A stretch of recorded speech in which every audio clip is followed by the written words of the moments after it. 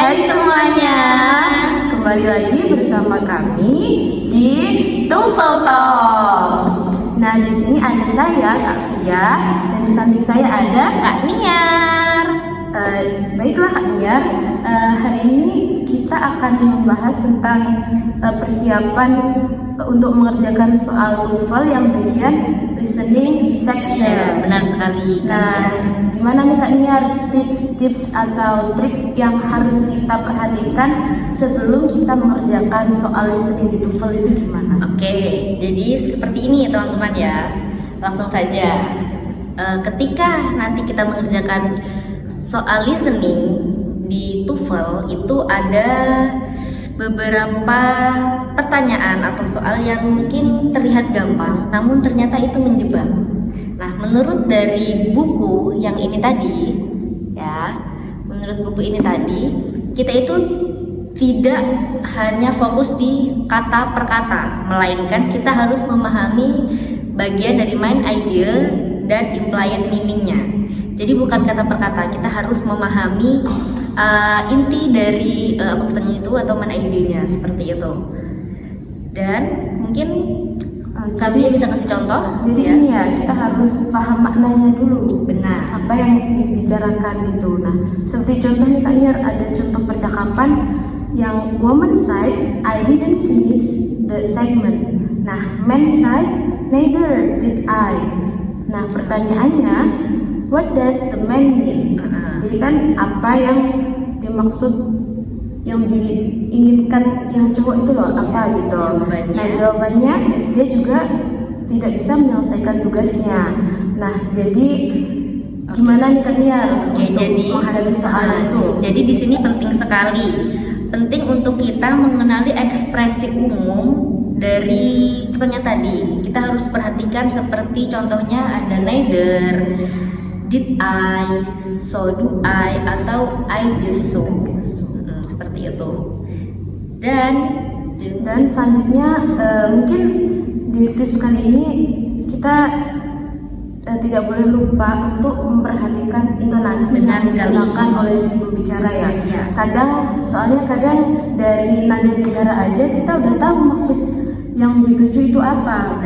Kadang bisa saja dari nada bicaranya kelihatan kecewa, kelihatan pembicaraannya serius, ataupun kelihatan bercanda. Jadi kita udah tahu dari ekspresi atau intonasi yang digunakan gitu ya. Iya, benar sekali Kavia. Jadi di sini itu kalau semisal kita nggak mengerti satu kata, itu kita tenang aja, santai. Kita harus fokus ke konteks keseluruhan, jangan fokus ke perkata itu.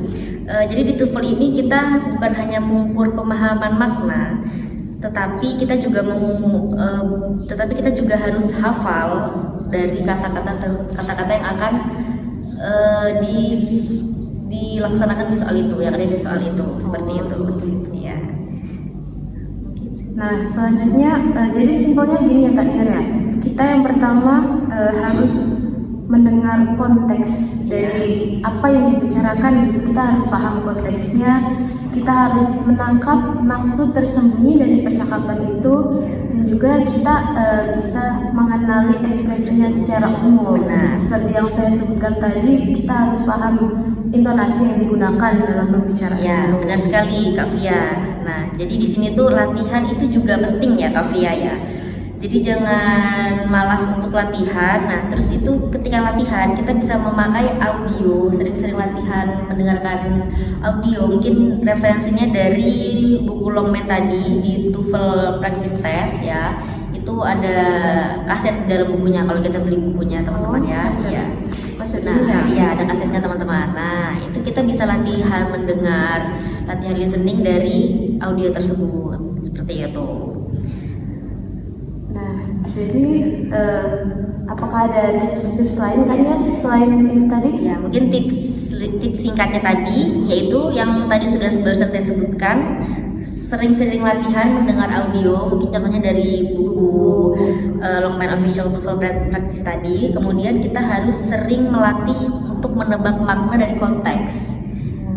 Seperti itu. Dan yang terakhir ini mungkin kita bisa membiasakan mendengar percakapan pendek setiap hari. Itu kita bisa mendengar dengarkan semisal dari podcast, lagu, dan juga video. Jadi sering-sering perbanyaklah latihan, seperti ya teman-teman ya. Baiklah teman-teman, mungkin kesimpulan dari materi kita tadi yaitu tipsnya yang pertama, kuncinya kita harus memahami konteks dan ekspresi umum. Benar sekali. Yang kedua, kita harus terus latihan supaya kita familiar dengan pola soal listening di Iya, TOEFL. benar. Nah, yang selanjutnya mungkin sudah cukup itu saja Iya. tips-tips yang bisa kita bahas kali ini. Benar. Selanjutnya kita akan membahas tentang section 2 di soal TOEFL, yaitu tentang apa kan ya? Tentang structure strategi. Mungkin dari Kak Istivia bisa menambahkan sedikit tentang gimana sih yang dimaksud nih untuk kita memahami structure yang ada di verb agreement ini. Soal TOEFL. Jadi teman-teman, di soal TOEFL section 2 ini kita kan tentang structure strategi.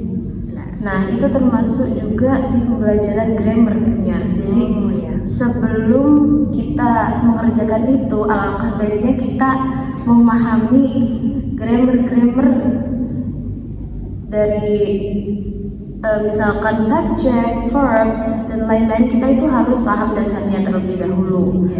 Nah, mungkin di bagian ini sering menjebak ya Mbak Via ya. Iya. Jadi kata buku yang sudah kita pakai ini, verb dan subjek itu harus match, harus nyatu gitu ya, cocok. Iya. Singular dengan singular, plural dan plural, contohnya mungkin seperti itu ya Mbak Via ya. Mungkin ada contoh lagi Mbak Via. Jadi gini, kan di situ kan ada contohnya kan, the list of names is on the desk. Jadi di sini subjeknya kita tidak boleh terkecoh. Di sini subjeknya adalah list. Nah, kebanyakan orang itu terkecoh dengan subjeknya names.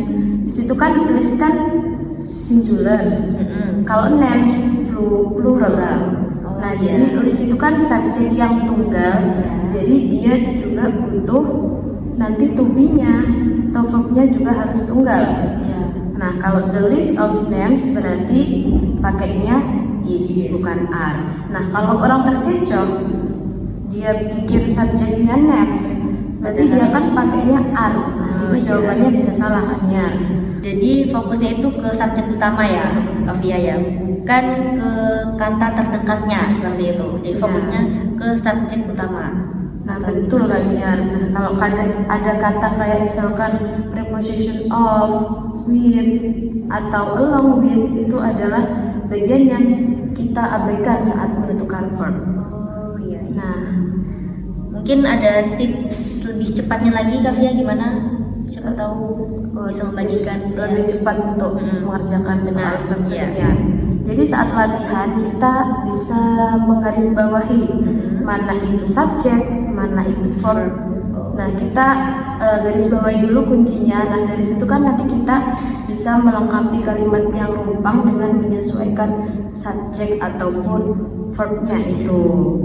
Nah, perlu kita ingat juga kalau everyone, everybody, dan nobody itu singular, bukan plural. Padahal itu kan sering terkecoh karena everyone kan artinya semua orang gitu. Itu sebenarnya itu dia tunggal. Satu. Subjeknya tunggal. Oke. Jadi di sini intinya itu memahami subjek utama seperti itu Kavia ya.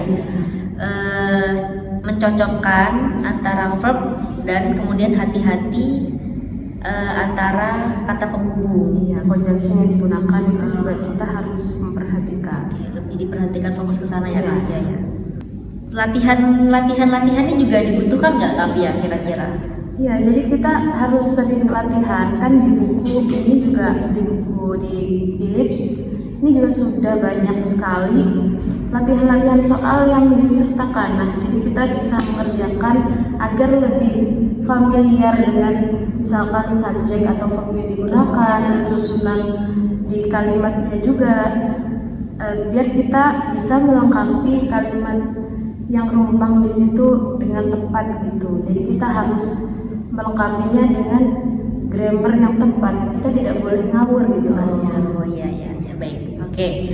Mungkin sampai di sini dulu ya, Kavia ya. Ya, cukup untuk tips-tips yang sudah kita Iya, bahas. yang sudah kita bahas tadi, yang awal dari listening section sampai mengerjakan structure section ini. Nah, ya sudah ya teman-teman ya. Semoga tips-tips yang sudah kita bahas tadi bisa membantu teman-teman yang lagi persiapan untuk mengerjakan soal TOEFL. Nah, semangat terus buat belajar dan sampai jumpa di episode TOEFL Talk selanjutnya. See you. See you.